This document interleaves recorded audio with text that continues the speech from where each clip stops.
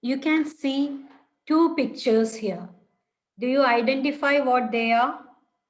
What are these pictures? What is to your right and what is to your left? The left one is the computer. And the right one? It's also a computer. In 60s and all, a computer occupied a whole room. It was such a large device. And by 90s, by 1900s, it was reduced to the size which can be kept on a table. So what led to the reduction of size? How could we reduce the size of computers from occupying one whole room, which was in 1600s, and to the tabletop, which is in 1900s? So we are going to study today about that device which could reduce the size of the computers to tabletop. And these are those small devices. See, these are small devices, right? So these are called transistors. Today we will be learning about transistors. Transistors have three terminals, as you can see here. Three terminals are there.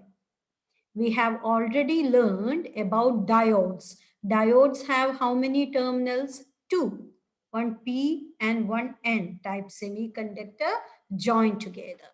So let us see what are transistors. So transistors are small electronic devices with three terminals in which the output current, voltage and power is controlled by the input current. So what are these N, P and N? Do you remember what are these N, P and N?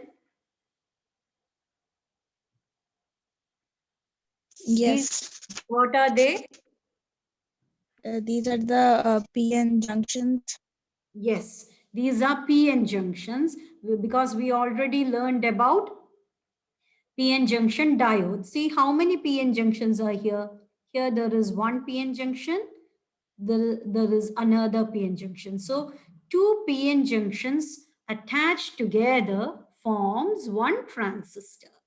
So transistor has, see, three terminals. One this N terminal, one this P, one this N. And if you have a piece of semiconductor and if you dope one side of it with a pentavalent impurity, we get a N-type semiconductor there. And on the other end, if you dope it with a pentavalent impurity, you will get a N-type. And to separate between these two N-type, you dope the middle region with a trivalent impurity. So you get a P-type. So this is how a NPN transistor is formed. Similarly, you can form a PNP transistor as well. How? You have to add a trivalent impurity at both ends. So you get two P-type semiconductors, and in the middle you add a pentavalent impurity. So you get a N-type. So you get a PNP transistor. As you said, there will be two junctions formed in between the two types of transistors. So these two types of semiconductors. So these are the two types of transistors, NPN transistor and PNP transistor. And who discovered these transistors and when? In 1948, John Birdie, William Shockley, and Walter Bradford discovered or invented transistor. So these are the scientists who discovered transistor: Birdie, Bratton, and Bradford. So these three scientists received the Nobel Prize in Physics for their discovery in 1956. So transistor is very helpful because it can reduce the size of a computer which occupied a large room in those times. And transistor can amplify electrical signals, and it can also act as high speed switch. So before transistors were discovered, vacuum tubes were used in computers, which was large in size. And now the vacuum tubes are replaced by transistors. Even though now we have integrated chips and all, but still transistors are used in large number of devices till date. So let us see more about transistors. Transistors have three terminals. Which are they? Collector, base, and emitter. So there are three terminals. They are called emitter, base, collector. So you have to remember these names: emitter, base, and collector. We will see in detail about these terminals, but let us see how we can identify a transistor. This is the symbol of a transistor. When we use in a circuit, we represent the transistor with this symbol. See here, there are three terminals. The one in between is called the base. One in between is called the base, and the other two are collector and emitter. How can you distinguish between a collector and an emitter? There will be an arrow mark on the emitter. So here also see there is an arrow mark on the line. So that shows it is an emitter. The line without arrow mark shows a collector. Now, how can we identify a NPN transistor and a PNP transistor? One thing you should remember is that the arrow mark is always pointed from P to N, from P type to N type. See, here it is in this direction, P to N. So this base should be P and this should be N. So if this is N, this also will be N. So this is a NPN transistor. Now here see, the arrow mark is always pointed from P to N. So this is P, this is N. So if this is P, this should also be P. So the collector and emitter are P type and the base is N type. So you have a PNP transistor. Is it clear how to know the symbol of a transistor? How to identify a transistor with its symbol? Yes, teacher. On which of the terminals there will be an arrow mark? Collector, base, or emitter? Emitter. Emitter. Emitter. Now, from which direction to which direction will the arrow mark point? P to N. It will be from P to N. So, looking here, can you identify what kind of transistor this is? N to P. NPN transistor. That is how we call a transistor. NPN, because the arrow mark is from P to N. So this is N, this is P. So this is a NPN transistor. Now can you tell me what kind of a transistor is this? PNP. PNP, because the arrow mark is from P to N. P to N. There may be multiple choice questions which gives a symbol of a transistor and you will be asked to identify it. So you should know how to identify a NPN transistor and a PNP transistor. Now let us see the peculiarities of these three uh, terminals for a transistor, that is collector, base, and emitter. See here in the previous, let me go to the previous slide where I have shown. Here you can see three terminals. See, three terminals will come out. The middle one is always base. You should know the middle one is always base. And to identify, sometimes to identify the emitter, there may be a small snow. See, there is some projection outside. So the terminal near to it, it will be emitter. And in these dark types, there may be a ash color design or some ash color line. So the terminal near to that will be emitter. If there is any other kind of symbol, or sometimes at the end of the terminals, there may be one broad one. So that broad one is the emitter. Remember, with some difference, it is the emitter. The middle one is the base and the other one is the collector. That is how we identify the terminals. Now let us see in detail about emitter, base and collector. So emitter, base and collector are the three terminals for a transistor. So this is a PNP transistor. So you have the emitter, base, collector, and here, look at the symbol. What is this? What kind of transistor is this? The symbol. PNP.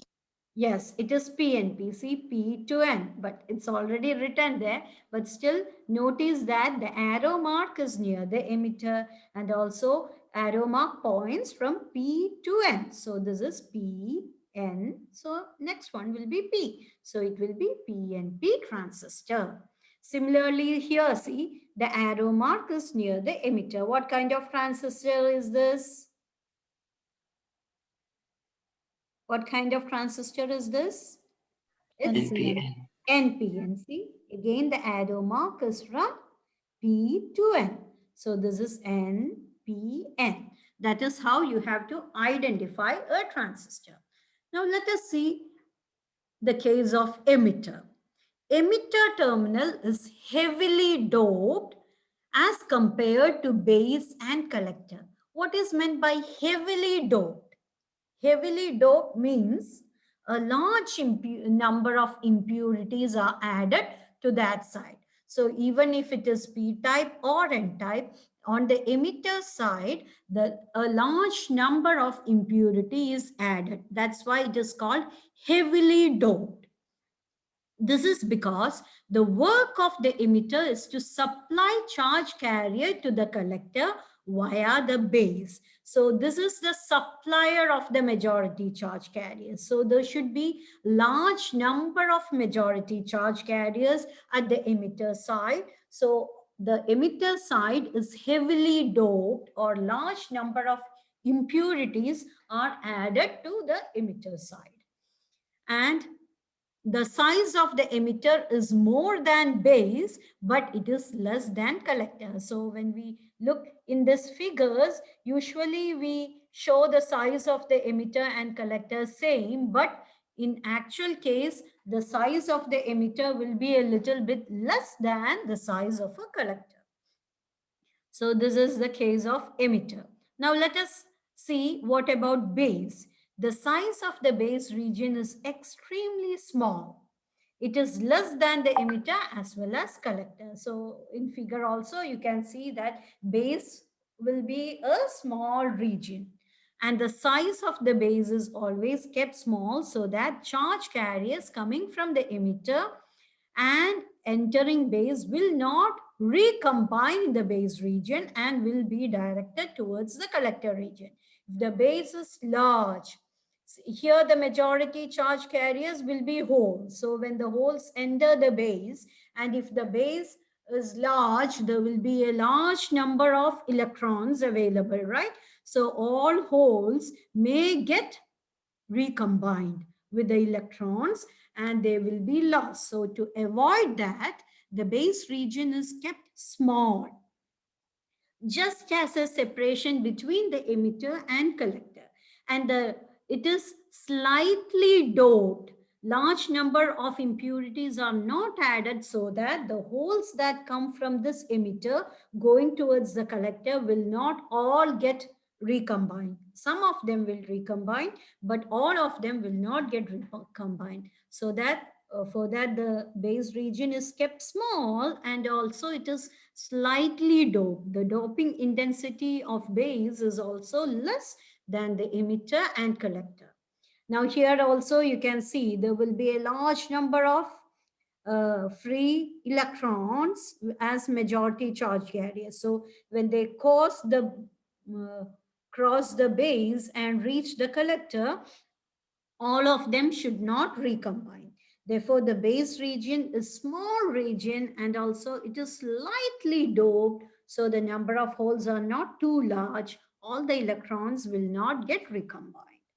So the base is very thin and it is slightly doped. Now then comes the collector region. The collector terminal is moderately doped. Moderately doped means it is doped, the amount of impurities added in collector is more than that in base, but less than that in emitter. So some impurities are added, but not as many as that is in emitter side. So collector is moderately doped and the size of the collector region is more than the emitter region. So the larger size will be of collector region. Collector is kept large. See, by the name, it collects the charges. So should be more space to collect the charges. So its region is large. And emitter, see, it emits the charges, means it supplies the charges. So it is heavily doped. More impurities are there, so more majority charge carriers are there. So in collector, it is moderately doped and also its region is large because it have to collect a large number of charge carriers. And also when the emitter charge carriers pass through base, some of them recombine. And when they recombine, they get heated up. So the heat must be dissipated. That's also another reason why the collector side is kept larger.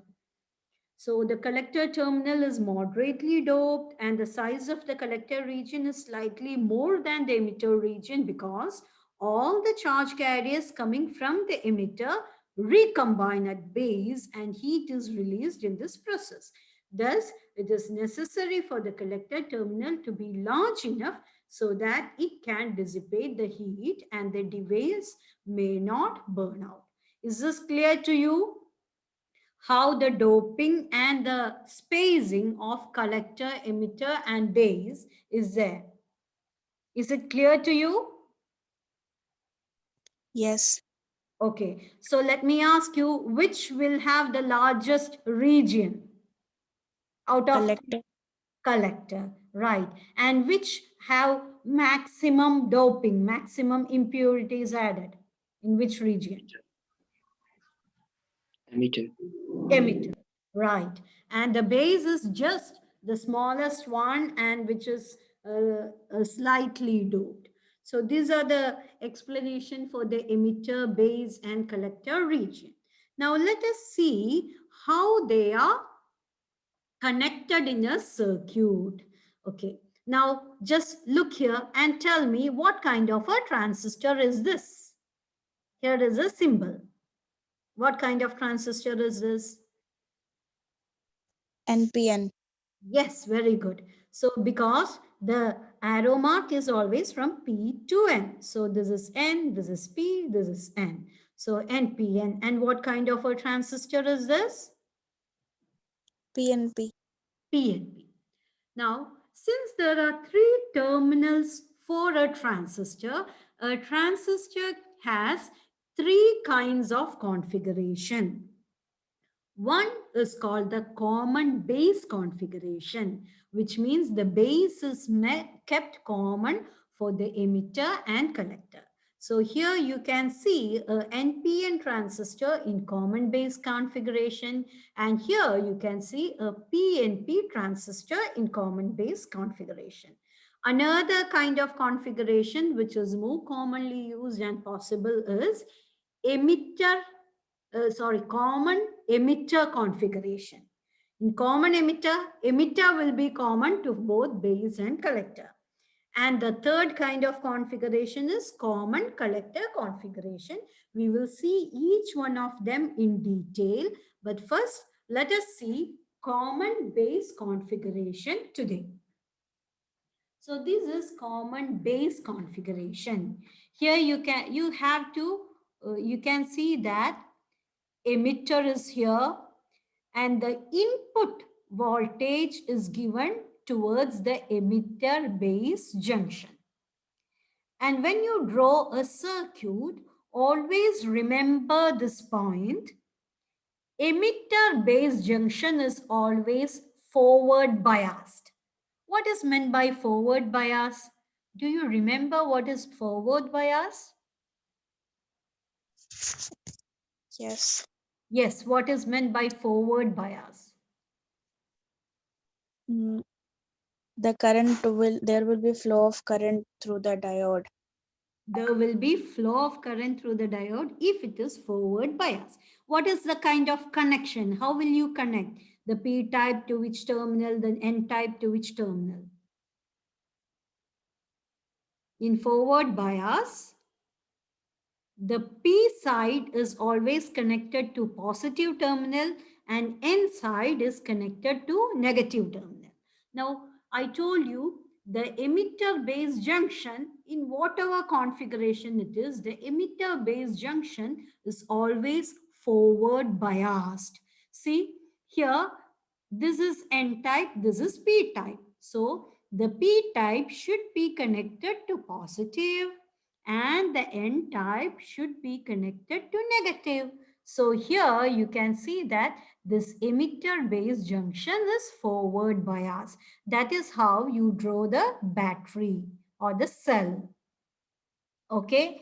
And here you can see this is N type, which is connected to the positive terminal when it comes to collector base junction. So the collector base junction is reverse biased. The N type is connected to positive terminal and the P type is connected to negative terminal. So remember that for a common base configuration, the emitter base junction is forward bias and the collector base junction is reverse bias, or the input junction is forward bias, the output junction is reverse bias. Now let us check it here. So this is a Pnp transistor. So this should be P, this should be N. See, the P type is connected to the positive terminal of the battery and the N type is connected to the negative terminal of the battery. So the emitter base junction is forward biased. And see the collector base junction. This should be P, this should be N, right? So the P type is connected to the negative terminal of the battery and the N type is connected to the positive terminal of the battery. So the collector base junction is reverse bias. So just remember the emitter base junction is always forward biased. Okay. So that is the rule when you draw the cell or battery in its circuit. You should know how to draw the circuit for configurations. Okay. So here we are discussing common base, which is also called CB configuration. Now, here the base emitter form the input. So here this is the input and the base collector forms the output. So this is called the output. And the input current is IE and the output current is IC. Now here, when you connect like this, see the current comes out of the emitter and they go into the base and to the collector. As I told before, collector is the one that supplies the charge carriers, right? So collector supplies charge carriers. So the total the emitter current is equal to base current plus collector current. So this is the basic idea which is true for all type of configuration. So you have to remember this equation. Emitter current is equal to base current plus collector current. So the total current of emitter, if you consider it as 100%, only 5% goes as base current, while 95% goes as the collector current. So when the emitter current comes here, very small amount goes to the base. Majority of them, that is 95, goes as a collector current. So emitter current is equal to base current plus collector current. This is a valid equation valid for any kind of configuration. So you always have to remember that base current plus collector current will give you the emitter current. Also remember, base current will be very small compared to collector current. It will be 5% or less. The base current will be always 5% or less. And sometimes it may be 1%, while 99% may go through collector current. So most of the current, emitter current, goes through the collector. Very few goes to the base. Is that clear to you? Now, this is for the case of AC. We just DC, that is direct current, we just write IE is equal to IB plus IC. And if it is AC, you write it as change in IE is equal to change in IB plus change in IC. Don't worry, just remember that the emitter current is equal to base current plus collector current. It's always valid. And the base current is very less. What is meant by resistance? Voltage divided by current, right? So the input resistance, this is the input, this is the output. So without looking into the formula here, can you tell me what will be the resistance, input resistance?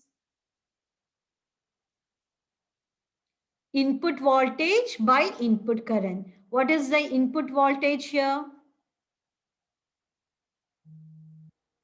The input voltage here is the voltage between base and emitter. That is why it is written as VBE. And the input current, we write it as delta IB. So it's equal to VEB by delta IB. This is also the dynamic resistance. This is also called the dynamic resistance. And the output resistance is equal to output voltage. That is here, all output voltage is VCE, the voltage between the collector and the emitter, and the output current is IC. Here, in fact, the input current is IE. We call this as the dynamic resistance. I'm sorry, I wrote it as the input resistance. This should be the dynamic resistance, and this is the output resistance. But what you have to focus is on the current amplification factor. Delta IC by delta IE. That is, the output current is IC and the input current is IE. That is why the amplification factor is IC by IE. For DC, just IE by IC, and for AC, change in IC by IE. So this current amplification factor, you have to remember what is the symbol for current amplification factor? Alpha. Okay, so out of these equation, you have to remember 2 points. One is emitter current is equal to base current plus collector current, and the current amplification factor alpha is equal to collector current by emitter current. Okay, let me ask you one thing. Will this be 1 greater than 1 or less than 1? Alpha.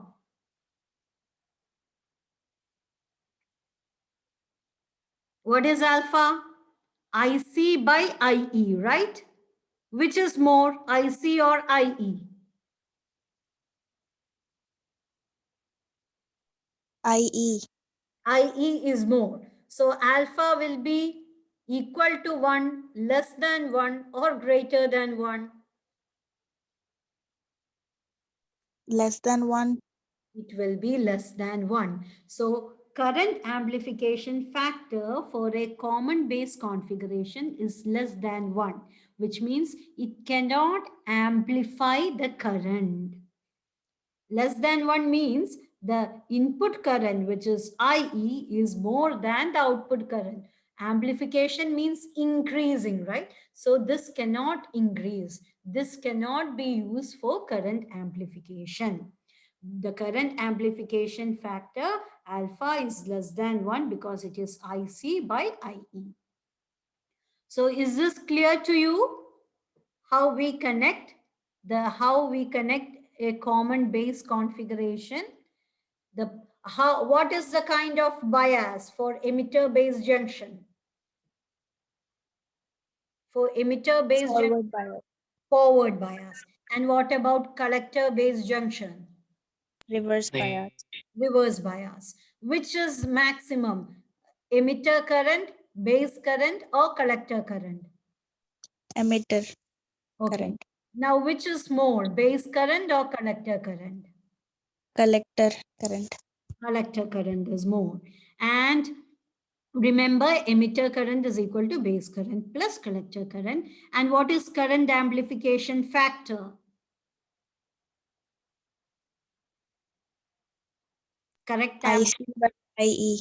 IC by IE. That's all I want to teach you today. We will continue